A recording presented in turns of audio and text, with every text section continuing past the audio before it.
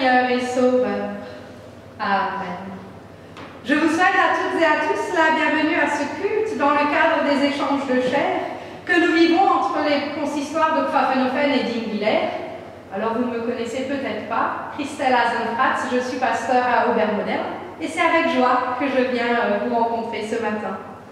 Et le fil rouge de notre célébration et de celle que vous vivrez la semaine prochaine sont les prophéties d'Ésaïe. Et aujourd'hui, nous découvrirons ou redécouvrirons ensemble le chant du premier serviteur souffrant. Mais alors vous vous demandez peut-être pourquoi nous pencher sur ces vieilles prophéties? Tout simplement parce que je crois qu'elles peuvent encore nous parler à nous, chrétiens d'aujourd'hui, nous éclairer sur la manière dont Dieu souhaite que nous vivions et nous guider sur le chemin de notre vie. Et pour entrer dans ce temps de célébration, chantons ensemble le premier cantique, le 250, les 3 strophes.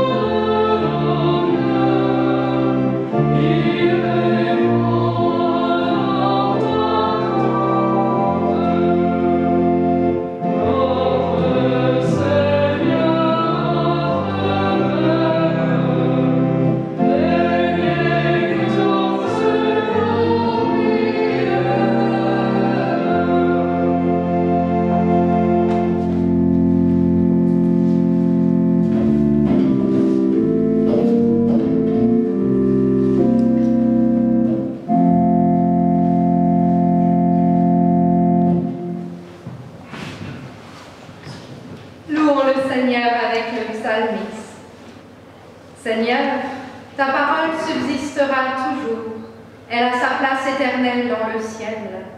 Ta fidélité dure d'âge en âge, tu as fondé la terre et elle subsiste. C'est d'après tes règles que tout subsiste aujourd'hui, car tout l'univers est à ton service. Sans ton enseignement qui fait mes délices, j'aurais péri dans mon malheur. Quand je savoure tes instructions, je leur trouve un goût plus doux que le miel. Ta parole est une lampe pour mes pas, une lumière qui éclaire ma route. Seigneur, fais-moi vivre selon ta parole. Mon abri et mon bouclier, c'est toi.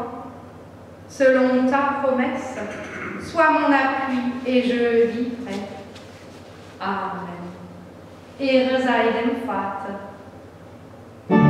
Ehre sei dem Vater und dem Sohn und dem Heiligen Geist, wie es war im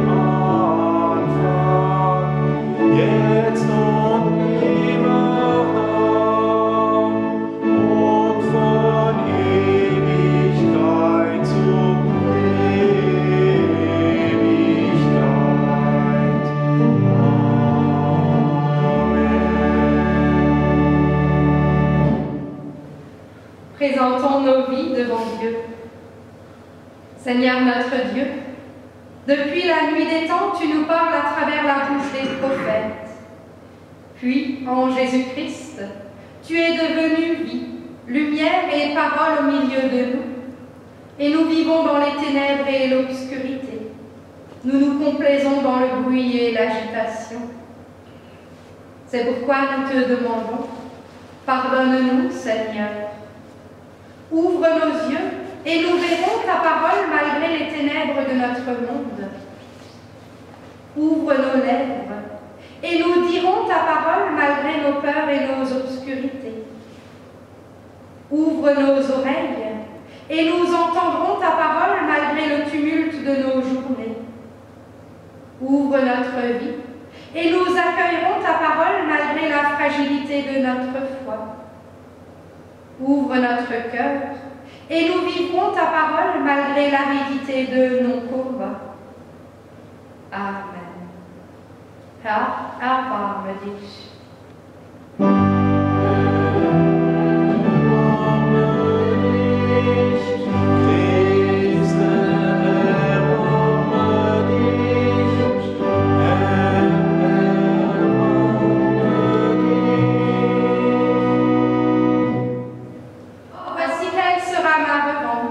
Je vous guérirai et je vous guiderai.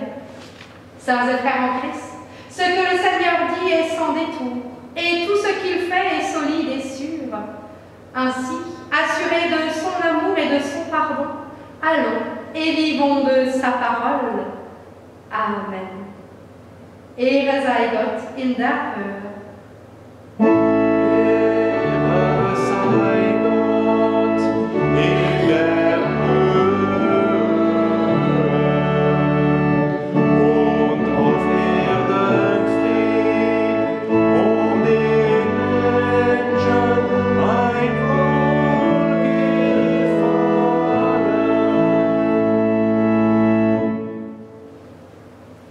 Avant d'ouvrir l'Écriture, prions. Seigneur, ce matin, aide-nous à comprendre ta parole, à saisir ton message pour nous. Trop souvent, les mots de la Bible viennent et s'en vont comme un songe qu'on oublie. Ils ne trouvent en nous ni résonance ni appui. C'est pourquoi nous te demandons, Seigneur, crée en nous le silence, un espace intérieur afin que ta parole y pénètre, y demeure et porte un jour les fruits que tu attends. Par ton souffle, par ta lumière, illumine nos obscurités, toi qui vis et règnes pour les siècles des siècles.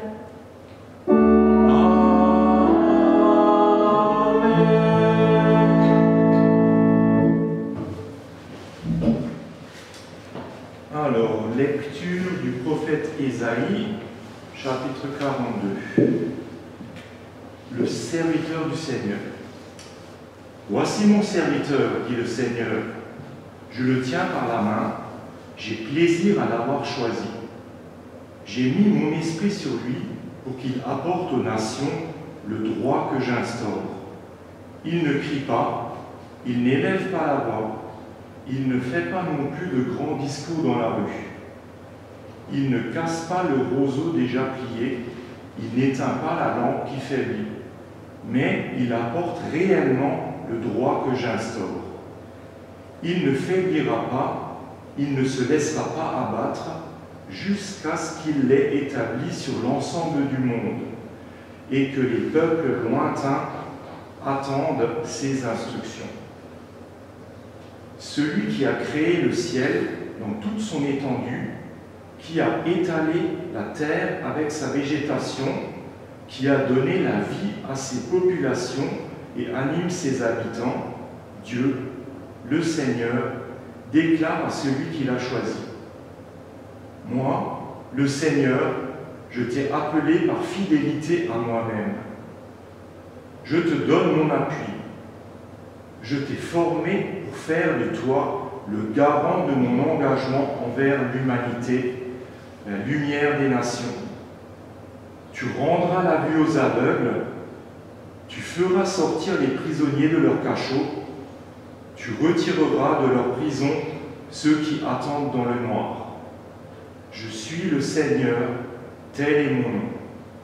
Je ne laisse pas à d'autres la gloire qui me revient, ni aux idoles l'honneur qui m'est dû.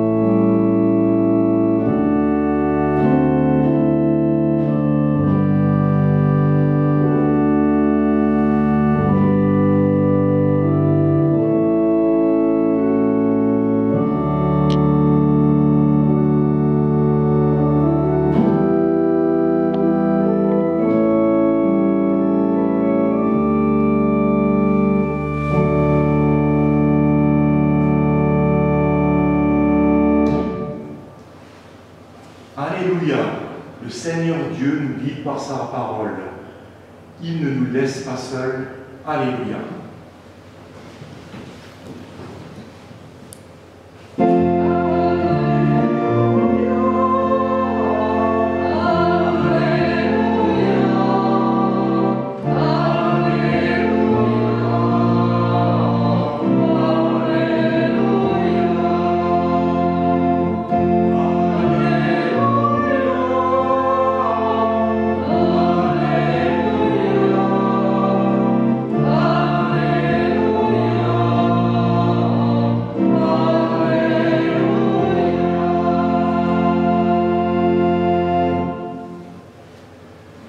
Lecture de l'Évangile dans Matthieu 12, versets 14 à 21.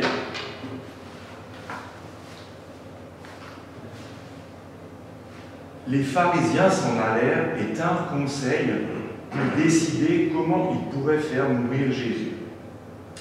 Quand Jésus apprit cela, il quitta cet endroit et un grand nombre de personnes le suivirent.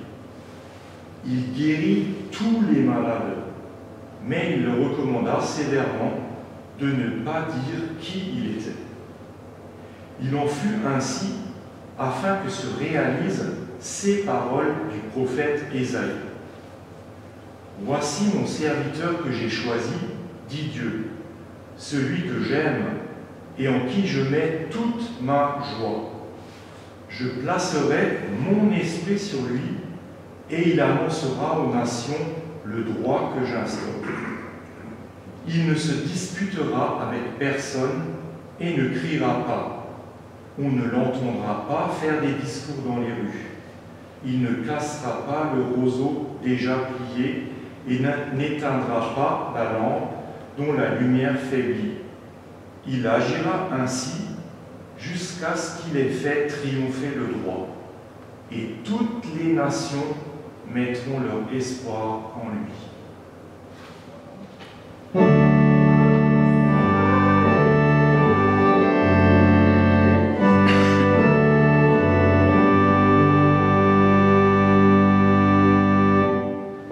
Et je vous invite à reprendre place pour chanter le prochain cantique, le 233, les 3 strophes.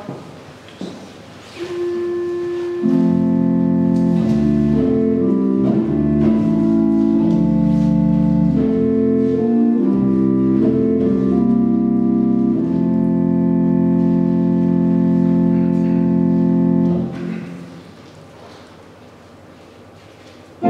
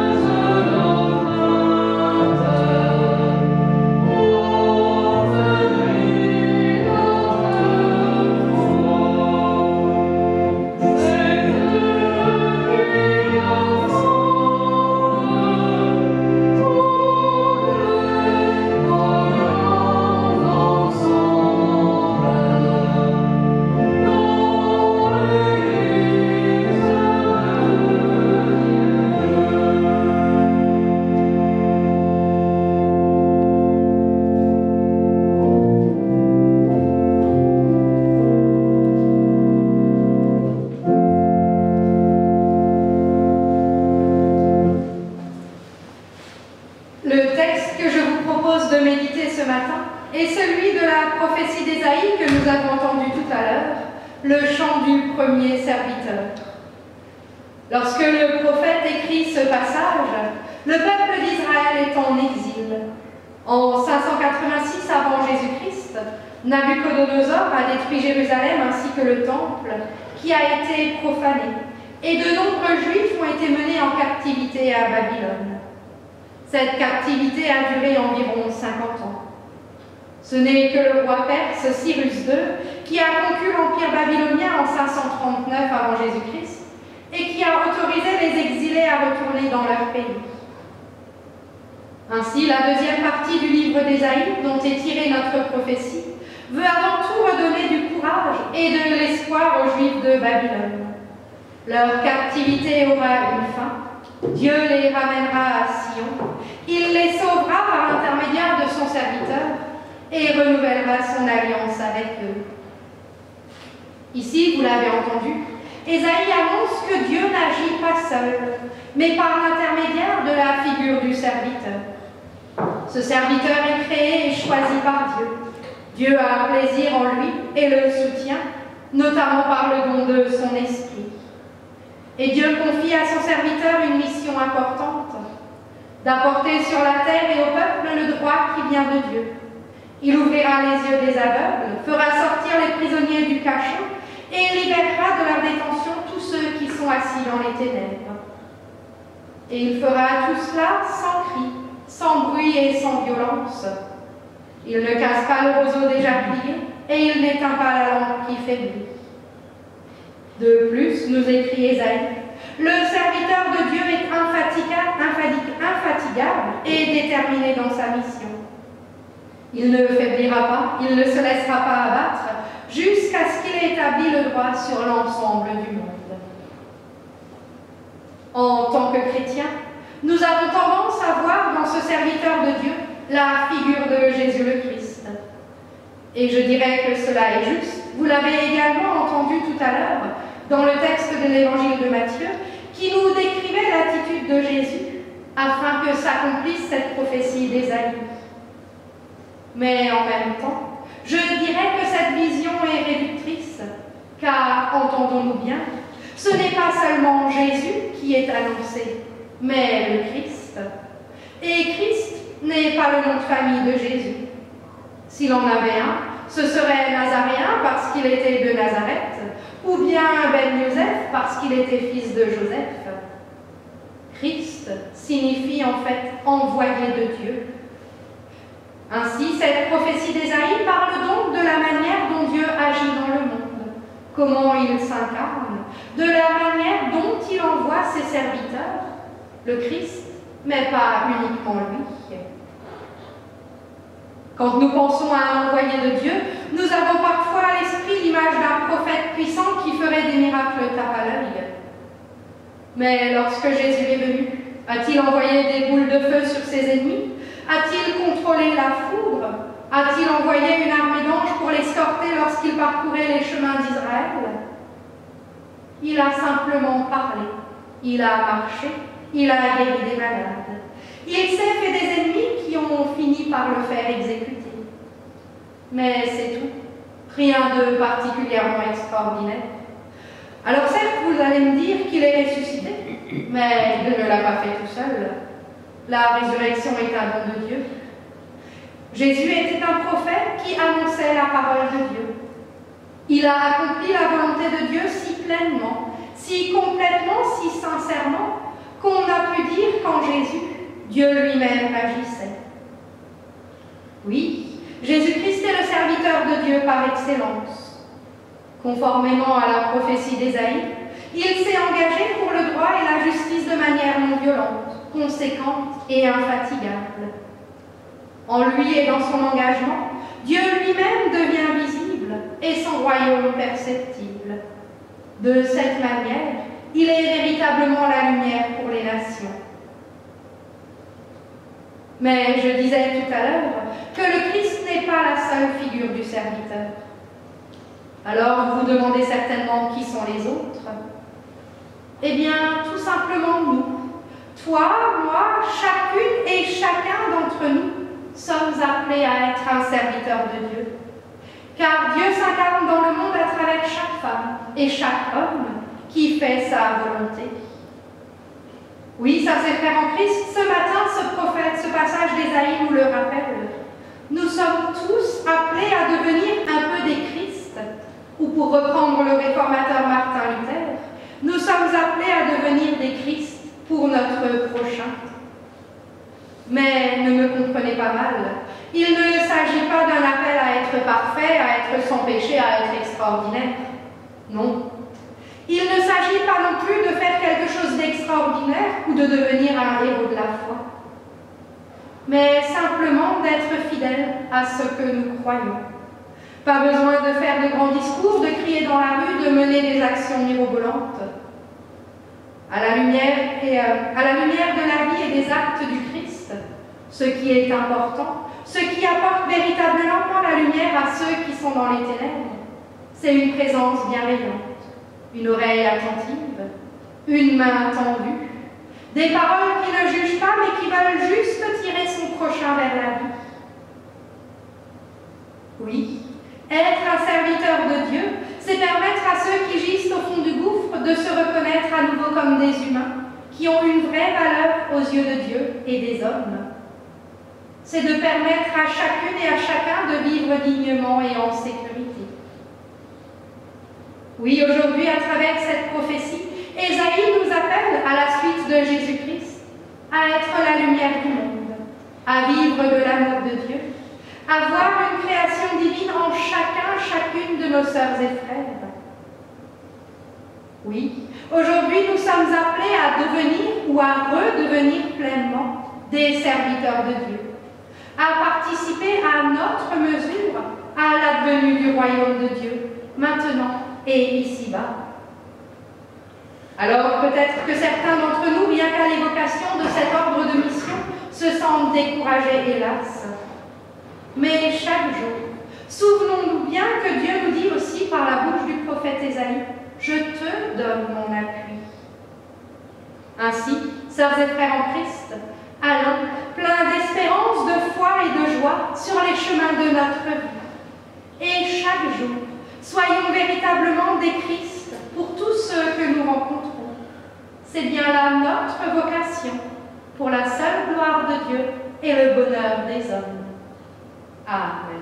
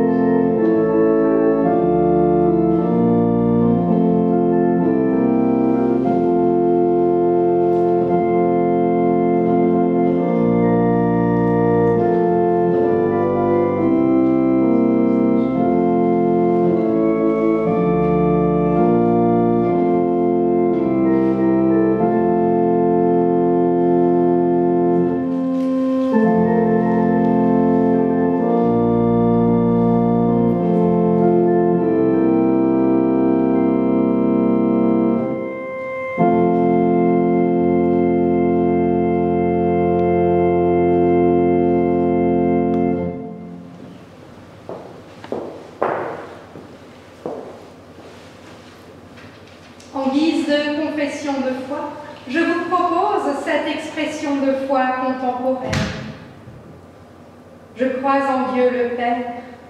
Par sa parole, il crée toutes choses. Quand il me parle, comme aux origines du monde, il sépare ce qui est lumineux de ce qui est obscur pour me faire émerger du chaos. Il distingue ce qui est ferme de ce qui est incertain, promesse pour moi d'un espace de vie fécond. Il me donne une place unique pour que je jouisse de mes droits et assume mes responsabilités avec les autres et face aux autres. Je crois en Jésus, en qui Dieu s'est fait homme. Par sa parole, il restaure l'intégrité de toutes choses. Quand il me parle, comme en parcourant la terre, il guérit ce qui est plié et sauve ce qui est brisé. Il m'aide à choisir mon chemin. Il m'apprend face à moi-même et face à l'autre à conjuguer le verbe aimer. Je crois en l'Esprit, en qui Dieu souffle sur moi la brise du renouveau. Par sa parole, il ranime toutes choses. Quand il me parle comme à travers les siècles, il m'incorpore à sa famille, de jamais à toujours, de nulle part à partout. Il trace un chemin de vie par-dessus les ornières et les bosses de mes infidélités. Il fait voler en éclats les murs de la mort et les limites du temps. Je crois en Dieu, le Dieu de la Bible. Par sa parole, il me fait vraiment vivre. Amen. Et ensemble, chantons le prochain cantique, le 608, les 3 strophes. Amen.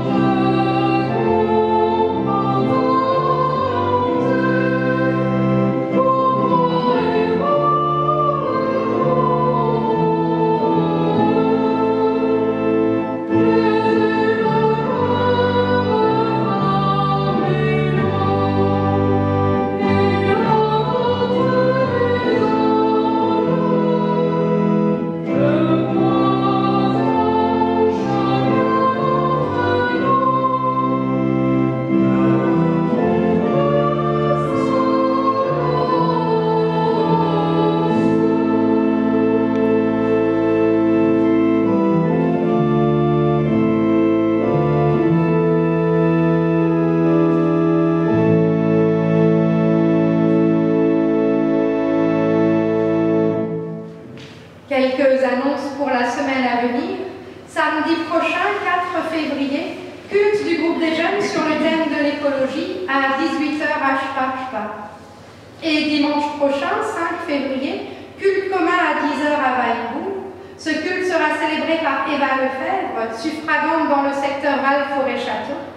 Et avec elle, vous terminerez votre cheminement dans les prophéties d'Ésaïe. Est-ce qu'il y a encore d'autres annonces à faire? Alors, prions, les uns pour les autres et pour le monde qui nous entoure. Seigneur notre Dieu, nous te remercions pour ce moment passé en ta présence. Merci pour les bienfaits que nous avons reçus, en particulier pour ta parole. Elle restaure nos forces et ravive notre espérance. À présent, tu nous envoies au dehors pour être tes témoins. Et nous voulons te remettre ce monde où tu nous envoies. Vois ces souffrances qui nous laissent souvent impuissants. Vois les mains qui se tendent et les cœurs qui se ferment. Seigneur, ne permets pas que la résignation et le désespoir entraînent ce monde vers le néant.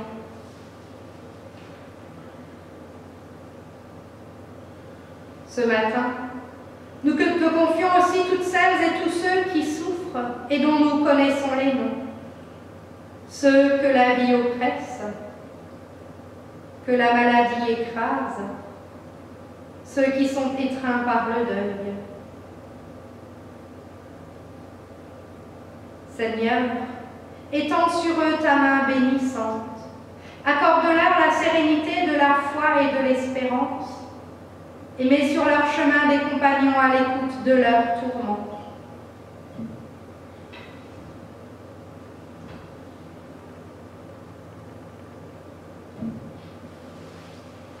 Seigneur, nous vivons dans ton Église et nous connaissons sa faiblesse et ses imperfections.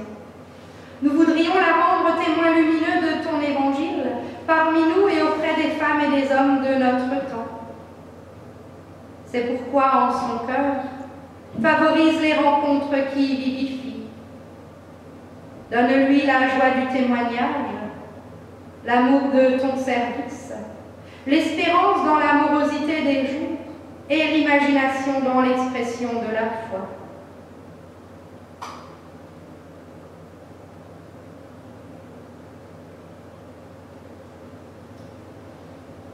Et nous te prions aussi pour nous-mêmes. Donne-nous, Seigneur, de rechercher toujours ton règne dans nos vies, afin que ta justice s'y manifeste.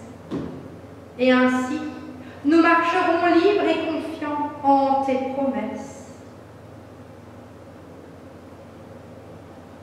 Et ensemble, d'une seule et même voix, nous prions. Notre Père qui es aux cieux, que ton nom soit sanctifié, que ton règne vienne, que ta volonté soit faite sur la terre comme au ciel. Donne-nous aujourd'hui notre pain de ce jour. Pardonne-nous nos offenses, comme nous pardonnons aussi à ceux qui nous ont offensés. Et ne nous laisse pas entrer en tentation, mais délivre-nous du mal. Car c'est à toi qu'appartiennent le règne, la puissance et la gloire, pour les siècles des siècles. Amen. Et ensemble, chantons le dernier cantique, le 889, les strophes 1, 2 et 4. Le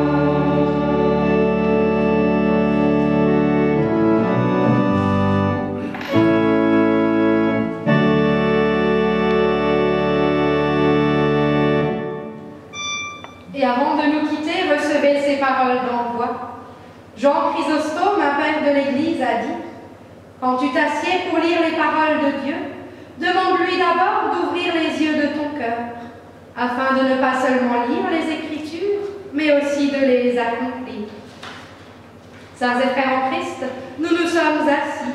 Nous avons prié pour que Dieu éclaire notre compréhension. Nous avons médité les Écritures.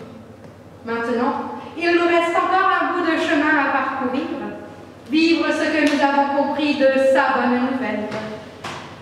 Et que le Seigneur vous bénisse de toutes ses bénédictions, que sa volonté soit faite en vous et par vous, que sa bienveillance rayonne en vous et par vous, que sa bonne nouvelle se répande en vous et par vous, que son règne vienne en vous et par vous. Allez, dans la paix et la joie de notre Seigneur. Amen.